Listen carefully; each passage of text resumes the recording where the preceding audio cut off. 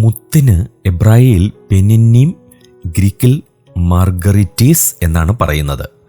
Pearls വിലയേറിയ രത്നങ്ങളുടെ കൂട്ടത്തിൽ ഉൾപ്പെടുത്താവുന്നതല്ല ഇത്. എന്നാൽ അവയോടൊപ്പമാണ് വ്യവഹരിക്കപ്പെടുന്നത്. ചിപ്പിക്കക്കയുടെ ഉള്ളിലാണ് മുത്ത് രൂപം കൊള്ളുന്നത്. മുത്ത് ഭാഗികമായി കാൽസ്യം കാർബണേറ്റ് ആണ്. സമുദ്രജലത്തിലെ കാൽസ്യം കാർബണേറ്റ് വലിച്ചെടുത്താണ് മുത്ത് രൂപപ്പെടുന്നത്. വാണിജ്യപ്രധാനമായ മുത്തുകൾ അധികവും മുത്തുച്ചിപ്പിയിൽ നിന്നാണ് ഉണ്ടാകുന്നത്. പ്രാചീന കാലത്ത് ചെങ്കടലിൻ്റെ തീരത്തും പേർഷ്യൻ ഗൾഫ് പ്രദേശങ്ങളിലും മുത്തു വ്യവസായം അഭിവൃദ്ധിപ്പെട്ടിരുന്നു. മുത്തുകളെക്കുറിച്ച് വിരളമായ പ്രസ്താവനകളെ ബൈബിളിലുള്ളൂ. പഴയ നിയമ പ്രസ്താവനകൾ അവ്യക്തമാണ്. മുത്തിനെ കുറിക്കുന്ന പെനിന്നീം എന്ന എബ്രായ പദം ബഹുവചനമാണ്.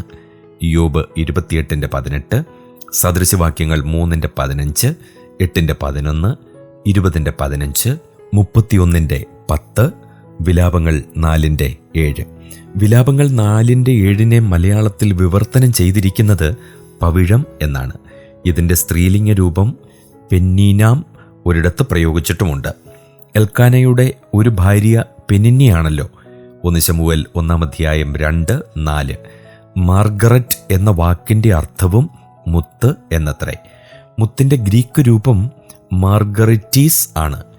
നല്ല മുത്ത് അന്വേഷിക്കുന്ന വ്യാപാരിയോട് സദൃശപ്പെടുത്തി ക്രിസ്തു സ്വർഗരാജ്യത്തെക്കുറിച്ച് പ്രസ്താവിച്ചു. മത്തായി 13:45. പുതിയ യെരുശലേമിൻ്റെ 12 ഗോപുരവും 12 മുത്താണ്. വെളിപ്പാട് പുസ്തകം 21:21. നിങ്ങളുടെ മുത്തുകളെ പന്നികളുടെ മുമ്പിൽ ഇടരുതെന്ന് ക്രിസ്തു ഉപദേശിച്ചു. മത്തായി 7:6. വാണിജ്യ ബാബിലോണിൻ്റെ കച്ചവട ചരക്കുകളിലൊന്നാണ് മുത്ത്. വെളിപ്പാട് പുസ്തകം 18:11-16. വേശ്യമാരുടെയും മ്ലേച്ഛതകളുടെയും മാതാവായ മഹതിയാം ബാബിലോൺ പൊന്നും രത്നവും മുത്തും അണിഞ്ഞവളുമാണ്.